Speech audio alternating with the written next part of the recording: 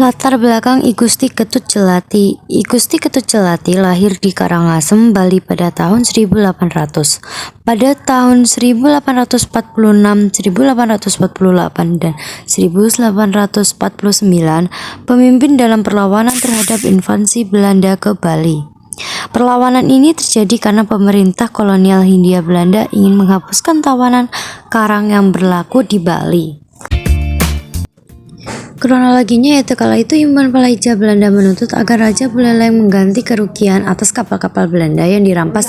Perampasan tersebut sesuai dengan hukum tawan karang yang menyatakan kapal-kapal yang merasuki wilayah Bali akan menjadi milik raja. Menuturkan Patih Gusti Ketut Jelati tidak mau tunduk terhadap tekanan dan tuntunan Belanda. Begitupun dengan Belanda. Belanda tetap berkeras hati untuk menuntut Raja dan Raja Buleleng. Akibat pada 27 Juni 1846 terjadilah pertempuran antara tentara Belanda. Pasukan Buleleng kalah sehingga pada 29 Juni 1846 Patih Jelatik susun strategi. Akibat kekalahan tersebut, lanjut Palija, Raja Buleleng dan Patih Jelatik mengungsi ke Jaraga. Dalam pengungsian, Patih Jelatik menyusun strategi untuk melawan kekuasaan Belanda. Patih Jelatik dan pasukan Buleleng membangun benteng di Jaraga.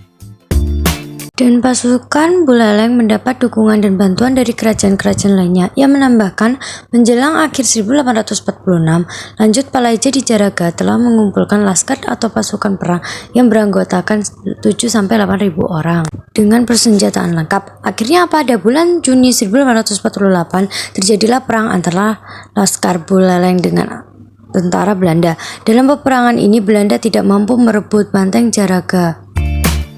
Belanda tidak puas dengan kemenangan laskar Buleleng. Kemudian pada tanggal 31 Maret 1849, tentara Belanda yang dipimpin oleh Jenderal Michaels melancarkan tembakan meriam dari atas kapal. Akibat pada tanggal 16 April 1849, benteng Jaraga jatuh ke tangan Belanda sehingga Patih Jelatik bersama pasukannya mundur ke pegunungan Batur Kintamani, Tutur Palija. Namun menurut Palija, Belanda tidak melepaskan Patih Jelantik begitu saja. Belanda terus menyerang Jelantik dan pasukannya hingga gugur. Perang ini dikenal dengan nama Puputan Jagaraga, artinya perang sampai titik darah penghabisan.